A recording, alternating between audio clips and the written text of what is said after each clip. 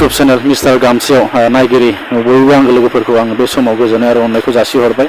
नैबे समाव नबजित नार्जारी फंबायनि मोसानायखौ जाय नोंथांमोना मोजां मोनो बिथांमोननि थाखाय आं मोनसे मोजां खौरां लाबोनो नागिरदों।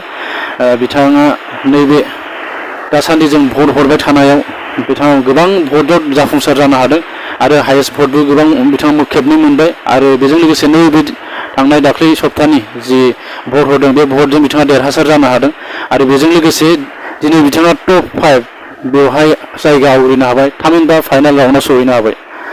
बेजों लोगोसे आसामनि साथाम दङ। बे साथामनि गेजेराव रावबो आउट जायाखै दासान्दि।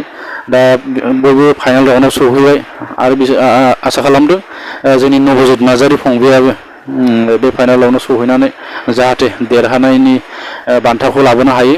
बेखौ बयबो रायजो राजाफ्रानो आसा खालामनानै दं जाहाथे माहारियारि थाखोआव मोजाङैनो मोजां फंबाया जाफुंसार जानो हायो आरो जोंनि हारिनि नामखौ गोजौ दैखांनानै फैनो हायो। दा नैबे समाव बैभब सारनिफ्राय बिनि टिमनिफ्राय 7 सेलेक्सन जादों टप 5नि थाखाय आरो गुबुन टिमनिफ्राय सागरा सेलेक्सन जादों। जोंनिथ' नबजित नार्जारी फंबायानो माने फार्स्ट माने लिस्टआव फैयो आरो माने बिनि पारफरमेन्स आरो भटिंखौ नायोब्ला। दा उननि समावबो आसा खालामबाय नबजित नार्जारी फंबायखौ माने बयबो रायजो राजाफ्रा अनसायनो जासियो आरो फंबायनो मोजाङैनो मोजां आबुं भट हरनानै जोङो फाइनाल राउन्डआवबो जों देरहा होनो हायो। आं बेखौ बयखौबो आं खावलायबाय। बेयावहाय फाइनाल राउन्डआ खम सम जानाय नङा, एसे सम होनाय जागोन फाइनाल राउन्डनि थाखाय। मथा मथि 1 सप्ताहसो थानो हागौ समा, भट होनो हानायनि सम सिमाया। बेवहाय जोङो गोबां माखासे बिथांनो भट जों कालेक्ट बानायनो होनो हागोन आसा खालामदों।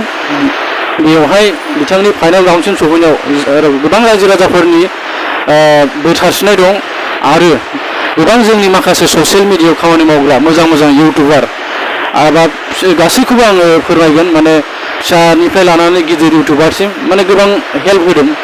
जोङो नुबाय थादों माखासे फेसबुकआवबो होदों, सोरबा गावनि इउटुबावबो होदों। बेफोरनि गेजेरजोंनो बिथांखौ भट होनानै देरहानो बयबो खावलायदों। जोबोर गोजोनथाव बाथ्रा।